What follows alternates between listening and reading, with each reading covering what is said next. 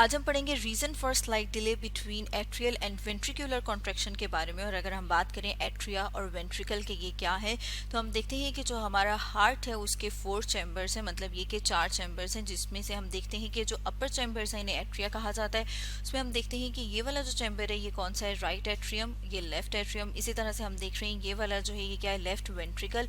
और अगर इसकी बात की जाए कि ये क्या है, तो ये है ये राइट वेंट्रिकल, और ये वाला जो है ये लेफ्ट वेंट्रिकल। तो हम देखते हैं कि आर्ट्रियल और वेंट्रिकुलर कॉन्ट्रैक्शन की बात करें तो उसमें हम देखते हैं कि आर्ट्रिया और वेंट्रिकल के कॉन्ट्रैक्ट होने में थोड़ा सा डिले होता है। तो हम आज उसकी रीज़न देखेंगे कि वो क्या रीज़न है जिसकी वजह से आर्ट्रिया के कॉन्ट्रैक्ट होने के बाद कुछ मिली सेकेंड्स का डिफरेंस आता है, और इस डिफरेंस के बाद जो वेंट्रिकल्स हैं वो कॉन्ट्रैक्ट करते हैं।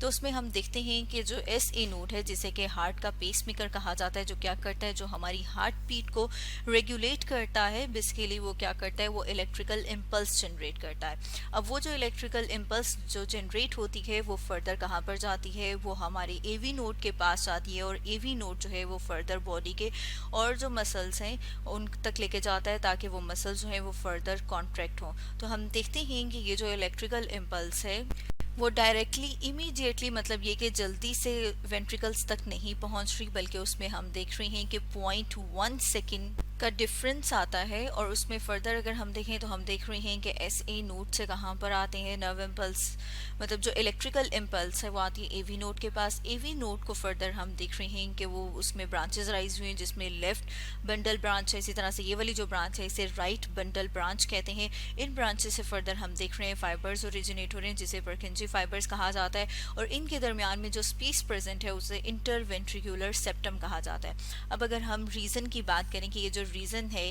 जो हम कह रहे हैं कि डिले आता है बिटवीन एट्रियल और वेंट्रिकुलर कॉन्ट्रैक्शन में, वो क्यों आता है, तो उसमें हम देखते हैं कि जो आर्ट्रिया है हार्ट का वो वेंट्रिकल से किस तरह से सेपरेट है। उसमें हम देखते हैं कि कनेक्टिव टिश्यूज प्रेजेंट हैं, और इन कनेक्टिव टिश्यूज की मौजूदगी की वजह से क्या होता है कि जो इलेक्ट्रिकल इम्पल्स है, या फिर हम कह रहे हैं कि इलेक्ट्रिकल एक्साइटेशन है, वो वहां तक प्रोपोगेट नहीं कर पाती, मतलब ये कि डायरेक्टली प्रोपोगेट नहीं कर पाती। तो अगर हम फर्दर मैकेनिज्म की बात करें तो किस तरह से होता है, उसमें हम देख रहे हैं जैसे यहाँ पर डायग्राम में।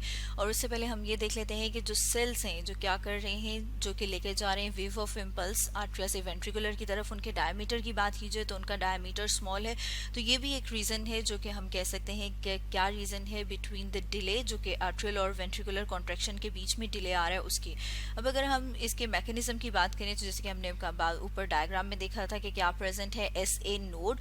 और SA नोड क्या करता है, वो इम्पल्स जनरेट करता है। अब जब वो इम्पल्स जनरेट करता है तो फर्दर हम देखते हैं वो इम्पल्स क्या करती है, वो एट्रियल एक्साइटेशन, मतलब ये कि जो हमारा एट्रिया है वो एक्साइट हो जाएगा। फर्दर अगर हम देखें तो हम देख रहे हैं कि इम्पल्स कहाँ तक जाती है, AV नोड के पास, और इम्पल्स को जो है वो थोड़ा डिले किया जाता है AV नोड के पास।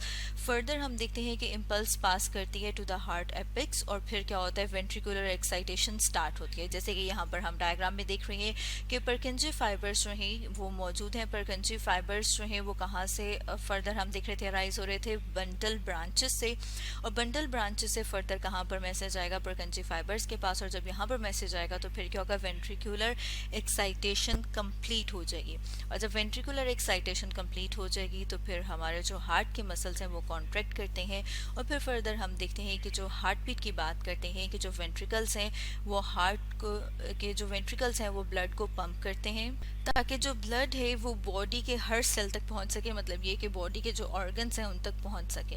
अब अगर हम फर्दर देखें तो हम देखते हैं कि ये जो डिले है इसकी वजह से होता क्या, इसकी वजह से आर्ट्रियम जो है वो पहले कॉन्ट्रैक्ट होता है, और आर्ट्रियम के कॉन्ट्रैक्ट होने के बाद कुछ मिली सेकेंड्स का डिफरेंस आता है, और फिर जो है वेंट्रिकल कॉन्ट्रैक्ट करता है। अब अगर हम ये बात करें कि ये डिले आता क्यों है, इसकी पीछे जो है वो क्या रीज़न, फ़ायदा क्या है उसमें, रीज़न तो अभी हमने देखी कि क्या रीज़न। अगर फ़ायदे की बात करें तो उसमें हम देखते हैं कि जब एट्रिया जो है वो कम्प्लीटली कॉन्ट्रैक्ट होगा, मतलब ये कि कम्प्लीटली जो है वो अपनी अंदर मौजूद जो ब्लड है उसको एम्प्टी करेगा वेंट्रिकल्स में, तो वेंट्रिकल जो है वो फुली फिल हो जाएंगे, और फिर उसके बाद वेंट्रिकल जो है ब्लड को पंप करेंगे बॉडी के डिफरेंट ऑर्गन्स तक।